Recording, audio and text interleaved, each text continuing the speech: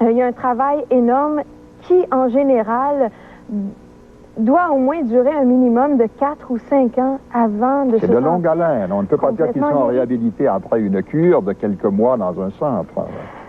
C'est pas de quelques mois, malheureusement. Je suis allée au centre après coup, qui est le seul endroit au Québec où on offre une thérapie individuelle, une thérapie de 26 jours, une thérapie intensive, de 26 jours. Le seul endroit au Québec. Ça, c'est la cure fermée. On doit travailler sur soi-même après cette cure. C'est ça. Sinon, les hommes violents du Québec ont des thérapies une fois par semaine seulement. Vous avez demandé... Pour moi,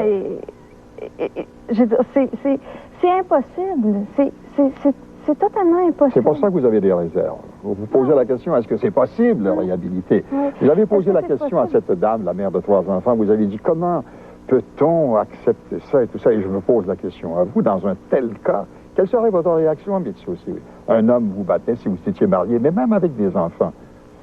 Ce que j'ai appris du reportage de cette femme-là, à un moment donné, je lui ai demandé, un homme au départ, c'est très imposant. Un homme au départ, sans la violence, ça peut faire peur. Et elle m'a dit que la violence, un couple donnait à la violence la place que la femme lui laissait. C'est le rôle de la femme dans un couple où il y a de la violence, c'est d'arrêter au départ, dès les premières apparitions de la violence, que ça soit verbale ou physique, c'est d'arrêter l'escalade. Parce que c'est une escalade. Dès que tu ouvres la porte à la violence. Une fois que la violence est arrivée, il y a une école de pensée au Québec qui semble être populaire. Même certains juges l'ont énoncé du haut du tribunal en disant pourquoi que la femme ne quitte pas aussitôt qu'elle est victime d'un premier attentat, d'un premier acte de violence. C'est ce qu'il faut faire au départ, mais la justice est encore plus douce. Le jugement de la justice est encore plus doux que le jugement de la femme, si vous voulez. Le premier jugement d'un homme, c'est la femme qui doit lui donner, si vous voulez. Dans le cas de la famille que j'ai rencontrée, c'est un cas qui est très particulier, mais qui démontre vraiment ce que la justice fait au Québec. La femme a porté plainte, l'homme a dû, lui, s'avouer coupable, parce que sinon la justice allait être beaucoup trop douce. L'avocat lui a dit que effectivement, il avait rencontré des cas beaucoup plus difficiles que lui et qui pouvaient le sortir d'affaire très, très rapidement, sans aucun problème. L'homme a refusé et a plaidé coupable et a voulu aller jusqu'au fond de la chose.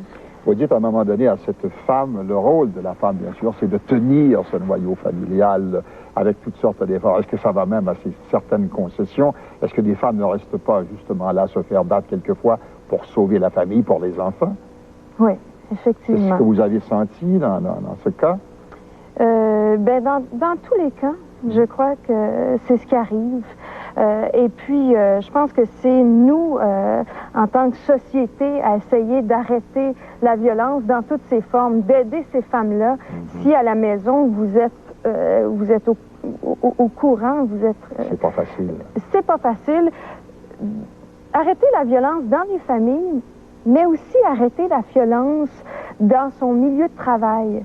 Parce que la première soupape d'un homme violent, ça va être à la maison. Donc, l'abus de pouvoir qu'il va avoir, que les patrons vont utiliser avec leur employé.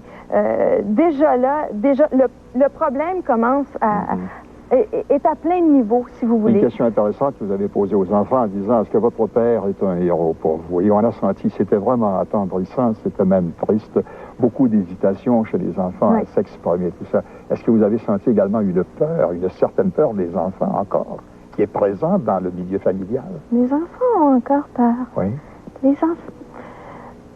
Je pense que c'est quelque chose qui reste toujours présent. Si vous pensez que seulement qu'un point qu'on montre à son enfant... D'ailleurs, l'adolescent vous a répondu là-dessus en disant « Ça va être très difficile pour moi parce que j'ai toujours ces images de mon père, et on dit d'ailleurs batteur de femmes et fils qui suit les traces, et le fils devient aussi un batteur de femmes. Moi, ce qui m'a le plus marqué de ce reportage, c'est que ces deux hommes, Marc et Yves, n'ont pas été violentés physiquement par leur père. Ils ont été témoins. Le jeune a été témoin de violence. Seulement témoin de violence. Et déjà, il est marqué. Et ça a formé des hommes violents physiquement. Alors, ce qui donne du poids à cet adage, en fin de compte. Un enfant qui voit la violence familiale devient lui aussi un enfant violent. Seulement qu'avec une violence psychologique. Comment ça vous a marqué personnellement, Mitsou, ce reportage? Ça m'a marqué. Ça m'a pris beaucoup de temps de me défaire. Après le reportage? Oui. Ah oui, après ce reportage. Ça m'a marqué beaucoup. Et je pense que, j'en parlais, l'abus de pouvoir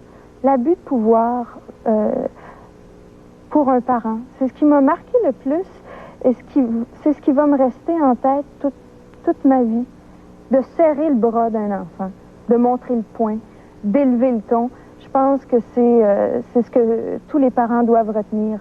Même ça peut donner un enfant violent, un homme violent. Merci, Mitsou, pour ce reportage. Merci bien. Nous sommes de retour à Reporter dans quelques instants.